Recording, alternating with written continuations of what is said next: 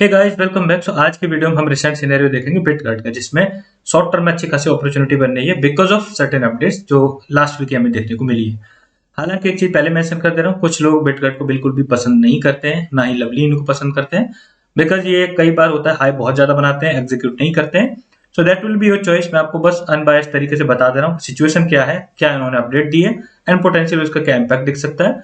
Weather you want to invest or not, that is up to you. So Bitget अगर अभी देखोगे तो point के बाद 602595 डॉलर पर ट्रेड कर रहा है, which is very critical, like बहुत ही क्रिटिकल लेवल पर आके ट्रेड कर रहा है। अभी हाल फिलहाल में हम इसमें डिटेल में नहीं जाएंगे, कैसे वर्क करता है, क्या फीचर्स हैं, उसके रिलेटेड आपको फंडामेंटल एनालिसिस की वीडियो पहले मिल जाएगी। You can check out the fundamental analysis playlist.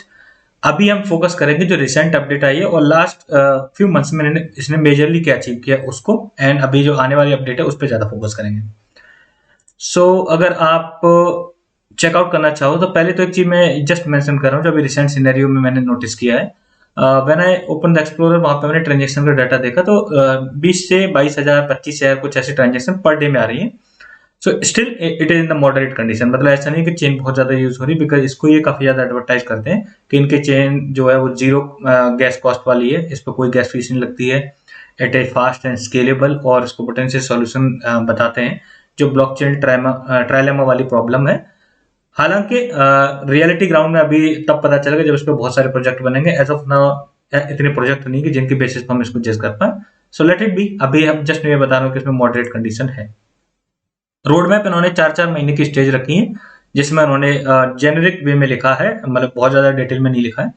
For example जो आने वाली स्टेज है जुलाई से लेकर नवंबर 2023 तक ये क्या क्या करेंगे। Web 3.0 geo data map mainnet launch, इसका टेस्टनेट इन्होंने पिछले क्वार्टर में ऑलरेडी लॉन्च कर दिया है। Decentralize freelancer core files development, decentralize freelancer beta launch, उसका web 3.0 oracle Bitcoin and Ethereum integration, decentralize freelancer mainnet launch. तो इस यही मेनली करेंगे नवंबर तक। तो इतना ज्यादा इसमें डिटेल यहाँ पे इन्होंने रोड मैप में नहीं दिया, हालांकि ट्वीट कर करके और भी फर्दर डिटेल अवेलेबल कराते रहते हैं। अब आपको एक चीज नोटिस करने वाली होगी, जो दो बहुत बड़े इनके जो कमिटमेंट है जिन्होंने प्रॉमिस किया था। एक तो ये होटल बना रहे हैं जिसमें बिटगट का बहुत अच्छे लेवल पे यूज केस डिजाइन करेंगे, ऐसा इन्होंने बोला है। बीच बीच में ऐसी भी अपडेट दी है कि वो आधा बन गया है, बेस बन गया है, फर्दर अपडेट मतलब उसमें जो कंस्ट्रक्शन है वो जारी है। और दूसरा इन्होंने ये मेजर अपडेट है रिगार्डिंग दैट ईवी, और इन्होंने बोला है कि पूरी ईवी के यानी जो व्हीकल्स हैं उसकी पूरे मतलब कंपनी ही बना दे रहे हैं और उसमें बिटगट का ही यूज केस डेवलप करेंगे। And more than that decentralize operating system पे भी वर्क कर रहे थे। I am not sure like what is the update now. इन्होंने अबेंडन कर दिया क्या या क्या किया है इसका। आपको कहीं भी रोड मैप में वो डिटेल नहीं मिलेगी। अब इतने बड़े लेवल का आप ये कर रहे हो, यानी काम कर रहे हो, आप पूरी कंपनी बना के खड़ी कर रहे हो ईवी की, एंड आप उसको अपने रोड मैप में नहीं इंक्लूड कर रहे हो, तो या तो आप बहुत बड़े बेवकूफ हो या फिर बहुत ही बड़े लेवल पर आप काम कर रहे हो जिसमें आप मतलब छोटी मोटी अपडेट को देना भी नहीं जरूरी नहीं समझते।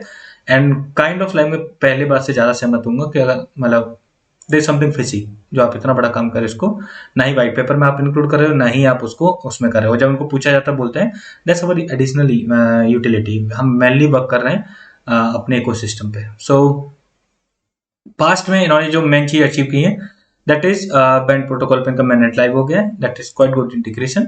उसके बाद इनके वेंचर ने कई जगह मतलब इन्वेस्टमेंट किया इसमें। अगर लास्ट में अगर पास्ट फ्यू मंथ में अगर नोटेबल अपडेट देखोगे, सीडो में, क्रिप्टो एआई में, उसके अलावा इन्होंने बहुत सारे प्रोजेक्ट में पहले भी इन्वेस्ट कर रखा है, लाइक कार्बन ब्राउजर है, सिम्बायोसिस फाइनेंस है, वीटाइनो में भी इन्वेस्ट कर रखा है, और मोरिटी एआई एंड उसको डीलांस में भी।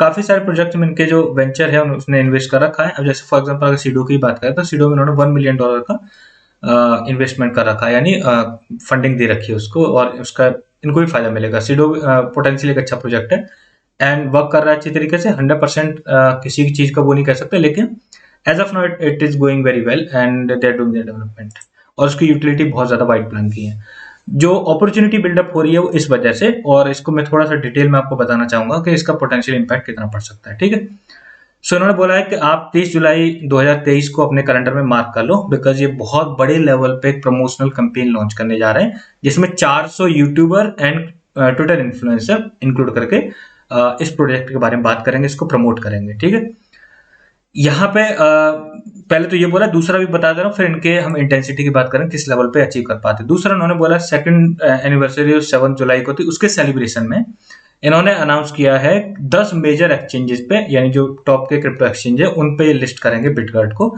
और वो कौन से दिन होगा उन्होंने स्टार्ट किया है 1 अगस्त से लेके। अगर आप इस इमेज को देखोगे तो इसमें आपको डिटेल दिख जाएगी। पहली लिस्टिंग होगी 1 अगस्त को, दूसरी होगी 5 को, फिर 9 को, 12 को, 17 को, 20, 24, 27, 30। सो 1 अगस्त से लेके 30 अगस्त के बीच में 10 एक्सचेंजेस पे लिस्ट होने वाले हैं, ऐसा इन्होंने बोला है। हालांकि अभी मैं नहीं इस पर कमेंट कर सकता कि ये कर भी पाएंगे या नहीं कर पाएंगे, बिकॉज कई सारे प्रोजेक्ट में पहले ऐसा बोलते हैं फिर एग्जीक्यूशन में उनकी हवा निकल जाती है। So as of now we are just assuming जो इन्होंने डेटा प्रोवाइड किया है, जो इन्होंने बोला है, अगर ये कर लेते हैं, पहला हम ऐसा मान के चलते हैं अगर कर लेते हैं तो डेफिनेटली बहुत अच्छे लेवल पर बुलिश सेंटीमेंट क्रिएट होगा इस प्रोजेक्ट में। दूसरा, मान लो कि नहीं कर पाते हैं और पार्सली ही कर पाते हैं, जिसके मोस्ट चांसेस है, मान लो 10 पे ना कर पाए, 2-3 पे कर दिया, ठीक है।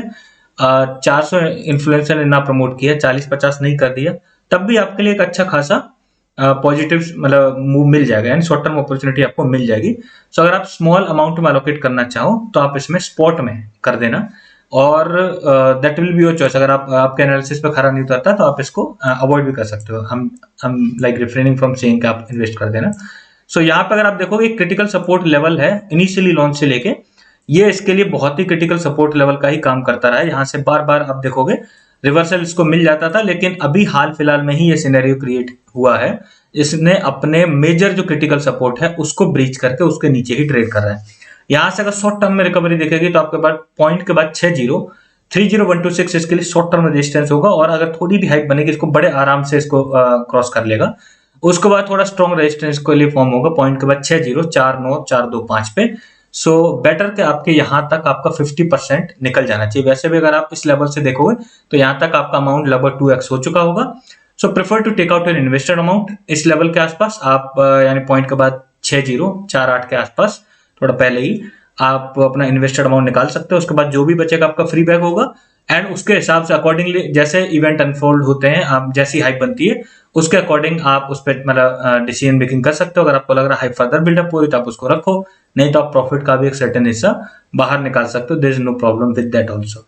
बाकी आप खुद भी डिसाइड कर सकते हो आपके एनालिसिस के अकॉर्डिंग जो भी चीज बेहतर रहती है, जो भी आपको बाय करना है या नहीं करना है, you can decide on that factor. But in my opinion ये शॉर्ट टर्म के लिए अच्छी मतलब अपॉर्चुनिटी बिल्कुल कंप्लीटली बॉटम आउट है, यानी पूरी तरीके से लोएस्ट लेवल पर आके रखा हुआ है। और अगर इस तरह की मतलब पॉजिटिव कैंपेन चलेंगे तो इजीली इसको अप्रिसिएशन मिल जाएगा। हालांकि अब इनके ऐसे बड़े बड़े ट्वीट की वजह से इनमें मतलब इसके टोकन में जो अप्रिसिएशन नहीं आता है उसका मतलब मेन जो रीजन है वो यही है, क्योंकि पहले इतना ज्यादा बकवास कर चुके हैं ना, बोल देते थे फिर कर नहीं पाते थे, है ना। पहले बहुत ज्यादा हाइप बनाते थे, बहुत बड़े लेवल पर कुछ हो रहा है, like first time in crypto history and all that, निकलता कुछ भी नहीं था। वो कहावत होती है ना, खुदा पहाड़ निकली चुहिया। सो वैसा निकला चूहा, सॉरी, वैसा वाला सीन भी क्रिएट हो जाता था तब। बट एज ऑफ नाउ अगर देखा जाए इस kind of like worth taking the risk, so you may decide. Thanks for watching the video.